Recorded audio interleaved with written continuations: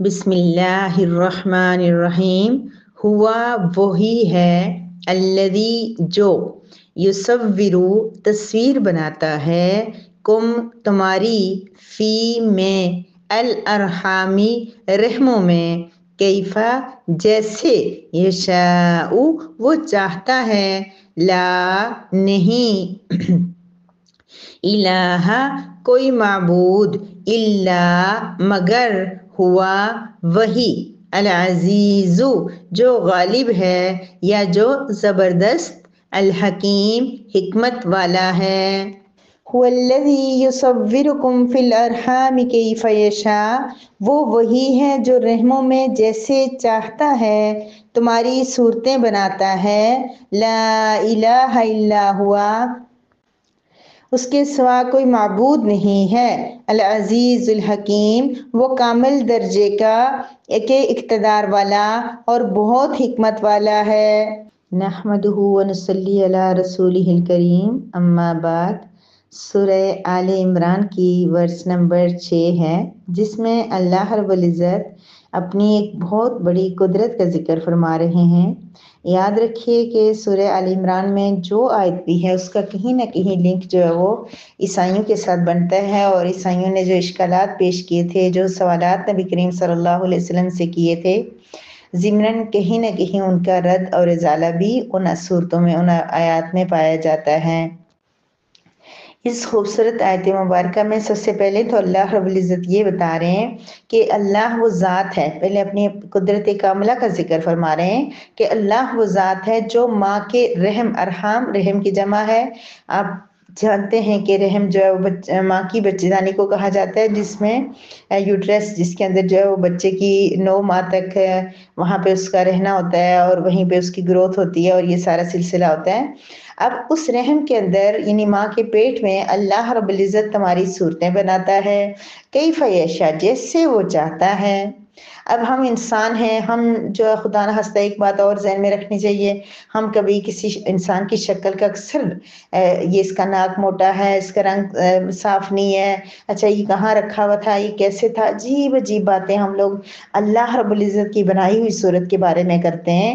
یاد رکھیے کبھی مذاق میں بھی، کبھی ہنستے ہوئے بھی کسی انسان کے چہرے کو ٹارگٹ نہیں بنانا، انسان کی شکل و صورت کو نہیں بنانا، انسان کا کردار، انسان کے اعمال انسان خود کرتا ہے، لیکن شکل و صورت اللہ کی ذات بناتی ہے۔ بچپن میں بھی بچوں کو جب کسی کو کوئی کہا جائے، کوئی کالا کوئی فلاں، تو وہ ہمیشہ کہتے تھے کہ آپ جو ہے نا ہمیں اللہ نے بنایا ہے۔ تو یہ ایک کامن سینس ہے کہ اللہ رب العزت نے صورت بنائی ہے، لہٰذا کبھی کسی بچے کے، بڑے کے، کسی کے چہرے کو یہ کالا ہے، یہ فلاں ہے، اس کی کبھی بھی کسی کو اس طرح ٹارگٹ نہیں کرنا چاہیے۔ گویا کہ اگر ہم کسی کے لیے ایسی بات کریں گے تو وہ ہم اللہ رب العزت کی تخلیق پہ اعتراض کریں گے یا اس پہ کوئی طنز کریں گے۔ اللہ رب العزت معاف فرمائے۔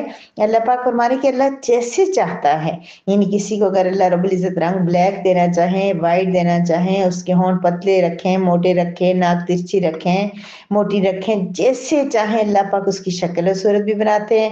اس کے علاوہ اس ماں کے پیٹ کے اندر کیا ہوتا ہے، اس کے نصیب بھی لکھ دیے جاتے ہیں، یہ بدقسمت ہوگا، یہ خوش قسمت ہوگا، یہ بوائے ہوگا، یہ گرل ہوگا، یہ اچھا ہوگا، یہ برا ہوگا، ہر چیز اللہ رب العزت ان 9 ماہ کے اندر اس بچے کے بارے میں لکھ لیتے ہیں۔ اچھا ایک اور بات یاد رکھیے، ہم سب کے ذہنوں میں یہ سوال پیدا ہوتا ہے اور ہم اس کو کلیئر نہیں کر پاتے۔ ہم بعض لوگ اس بات پہ بھی اعتراض کرتے ہیں کہ بھائی جب اللہ نے سب کچھ لکھا ہوا ہے پھر سزا ہمیں کیوں ملتی ہے؟ میری پیاری بہنوں، اس لیے ہمیں سزا ملتی ہے کہ جو اللہ پاک نے لکھا ہوا ہے نا، وہ اللہ رب العزت نے اپنے علم کلی کی بنا پہ رکھا ہوا ہے۔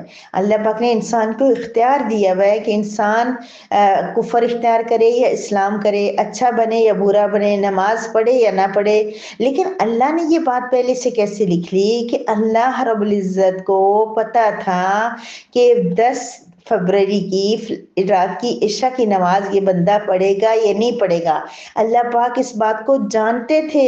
इस वजह से अल्लाह रब्बुल इज़्ज़त ने रहम मादर के अंदर ही उसमें लिख दिया कि ये बंदा कैसा होगा। याद रखिए, अल्लाह रब्बुल इज़्ज़त ने इंसान को इख्तियार दिया हुआ है, लेकिन अल्लाह को पता था कि ये इस इख्तियार को कैसे इस्तेमाल करेगा। उस इल्म कुल्ली की बिना पर अल्लाह पाक ने ये सब लिखा है। अल्लाह पाक ने इंसान को मजबूर नहीं किया हुआ कि वो यही काम करे। हाँ, अल्लाह पाक चाहें तो इंसान अल्लाह के इख्तियार के बगैर, जैसे अब दरख्त के पत्ते हैं, ये पत्ते खुद हिलते हैं ना, लेकिन हम कहते हैं कि अल्लाह की मर्जी के बगैर पत्ता भी नहीं हिलता। तो ये अल्लाह ने उसको इजाजत दी हुई है, वो हिल रहा है। अल्लाह चाहे तो वो नहीं हिलेगा। इसी तरह अल्लाह ने इंसान को इख्तियार दिया हुआ है वो काम करे। अल्लाह कभी अगर चाहे तो वो नहीं कर पाएगा, लेकिन अल्लाह ऐसा करते नहीं है। अल्लाह ने इंसान को दुनिया में भेजा ही आजमाइश के लिए है कि दुनिया में जाके अपने लिए खुद जन्नत का इंतखाब करे या जहन्नुम को अपने लिए रख ले। तो फिर इसीलिए अल्लाह ताला फरमा रहे हैं कि जो भी इंसान जो अमल भी अल्लाह पाक करता है वो अल्लाह ताला वहाँ नोट कर लेते हैं। तो इंसान की ये जो पेट के अंदर अल्लाह रब्बुल इज़्ज़त, अब इसी पे हम लोग गौर कर लें तो हमारे ईमान बहुत पुख्ता हो सकता है कि कैसे हो सकता है एक मर्द और औरत का उनका मिलाप हुआ, एक गंदा सा हल्का सा पानी वो अटैच हुआ और उसके साथ क्या किस तरह से पहले उसका जो है ना वो कुछ अरसे तक वो ब्लड जमा होता रहता है ब्लड की सूरत में, फिर उससे खून का वो जमा खून बनता है, फिर गोश्त का लोथड़ा बनता है। वो लोथड़ा बढ़ते बढ़ते एक दिन थोड़ी सी डॉक्यूमेंट्री देखने लगी, फिर नहीं आगे देखी गई कि इतने मतलब हैरान कुन अंदाज में वो बनते बनते खूबसूरत सा बच्चा प्यारा सा, और फिर जब तक वो दुनिया में आता है तब तक तो उसका चेहरा कितना खिल के, उसके ऊपर जिल्द लग के प्यारी सी, उसके आईज ब्लैक होके, उसके होंठ रेड होके, किस तरह से अल्लाह ताला उसके बाल ब्लैक, कैसे अल्लाह पाक एक एक चीज बनाते हैं। और फिर जब बच्चा सामने आता है हम कहते हैं इसकी नाक थोड़ी सी मोटी है, इसकी नाक थोड़ी सी चौड़ी है। फिर बहनों हम कैसे ये बात कह सकते हैं? हम सोचते क्यों नहीं है कि हमारा बच्चा बिल्कुल ना उसके आंखें कान हाथ पाँव हर चीज सही सलामत है। अल्लाह रब्बुल इज़्ज़त हमें शुक्र की तौफीक अता फरमाए। ये कितनी खूबसूरत तहलीक है अल्लाह पाक की। अल्लाह कितना प्यारा बच्चा हमारी गोद में दे देते हैं। तो सो क्या करना है, और ये 9 महीने मेरी प्यारी बेटियों बहुत प्यार से, बहुत मोहब्बत से, बहुत एहतियात से गुजारने चाहिए। ड्रामे, नावल, गाने, फजूल चीजें बिल्कुल नहीं करनी चाहिए, क्योंकि वो सूरत बन रही होती है और वहाँ हमारी आवाज जा रही होती है। वो बच्चा हमारे बहुत करीब होता है, इतना दुनिया में आके कभी करीब नहीं होता जितना उस टाइम में होता है। उसमें एक तिलावत का ज्यादा अहतमाम हो, नमाजों का अहतमाम हो। वैसे भी नमाज और रोजा करना इस हालत में उसका अजर भी बढ़ जाता है। तो बहुत ख्याल रखना चाहिए कि हमारी बच्चे की तस्वीर बन रही है। इसलिए हमें जो जिस तरह हमें फिक्र होती है कि हमारा बच्चा ज़ाहिरी तौर पे खूबसूरत और प्यारा पैदा हो, इसी तरह से हमें उसी मरहले से जो माएँ होती थी ना, नेक माएँ होती थी, वो बच्चे की जब जो ही उनको पता चलता था वो प्रेग्नेंट है, उस वक्त से बच्चे की तरबियत शुरू कर देती थी, उस वक्त से अपनी इस्लाह शुरू कर देती थी और अच्छे अच्छे काम शुरू कर देती थी। तो यहाँ पर ईसाइयों की किस बात का रद्द है कि ईसाई चूंकि कहते थे कि ईसा अलैहिस्सलाम, वो कहते वो इतराज क्या करते थे, कैसे साबित करते, कहते थे ईसा अलैहिस्सलाम का कोई बाप नहीं है, तो फिर कौन बाप हो सकता है? तो फिर अल्लाह ही है। तो वहाँ यहाँ उनको ये भी बताया जा रहा है कि अगर अल्लाह ईसा अलैहिस्सलाम का बाप होता तो ईसा अलैहिस्सलाम आम लोगों की तरह माँ के रहम में क्यों होते? बड़ी प्यारी सूरह मरियम है, जब हम पढ़ेंगे तो बहुत मजा आएगा। अल्लाह ताला हमें वहां तक पहुंचाए, इतनी डिटेल उसमें आएगी। तो ईसा अलैहिस्सलाम को बिल्कुल नॉर्मली प्रेगनेंसी उसकी और उनकी पैदाइश और सारा कुछ एक इंसानों जैसा हुआ, उनका खाना पीना सोना जागना हर चीज इंसानों जैसी। तो फिर अल्लाह के बेटे थे तो क्यों उनका ऐसा अल्लाह पाक ने सिस्टम रखा कि इंसानों की तरह वो आम बच्चे की तरह उनकी ग्रोथ हुई, पैदाइश हुई, 9 महीने रहे? तो उनका जो इतराज है उसका जवाब तो ये है कि आदम अलैहिस्सलाम तो बगैर माँ, अल्लाह पाक की मर्जी है।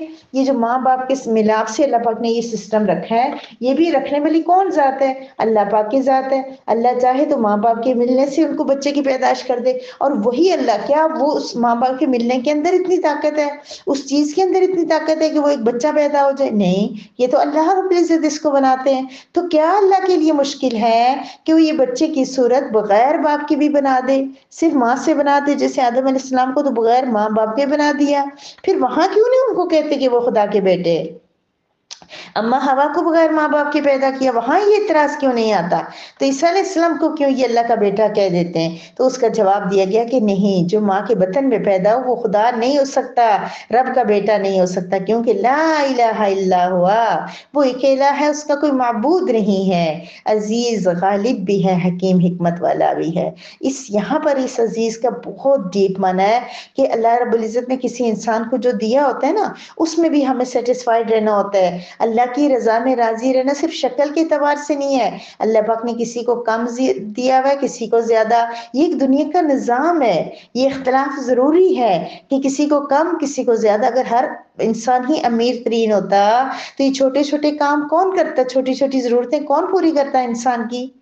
तो वो अजीज है, गालिब है, वो जो चाहे कर सकता है, लेकिन वो हिकमत वाला भी है। उसको पता है कि कुछ लोगों को थोड़ा सा कमजोर रखना है, कुछ को ताकतवर रखना है, कुछ को मर्द रखना है, कुछ को औरत रखना है, कुछ को जो है वो खूबसूरत रखना है, कुछ को बदसूरत रखना है, ताकि खूबसूरत को भी एहसास हो, खूबसूरत भी अल्लाह का इस इतनी बड़ी नेमत का शुक्र अदा करे।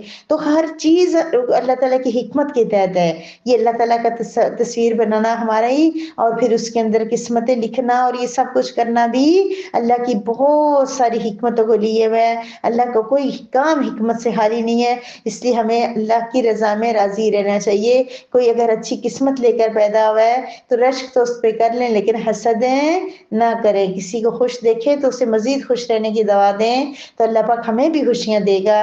किसी को सेट देखें तो मजीद सेटलमेंट की दवा करें, अल्लाह पाक हमें सेट कर देगा। सो दूसरों की खुशियों में खुश रहें तो अल्लाह रब्बुल इज्जत बहुत सारी खुशियां हमें भी दिखाएगा। वाखिर दावाना अनिल हम्दुलिल्लाहि रब्बिल आलमीन।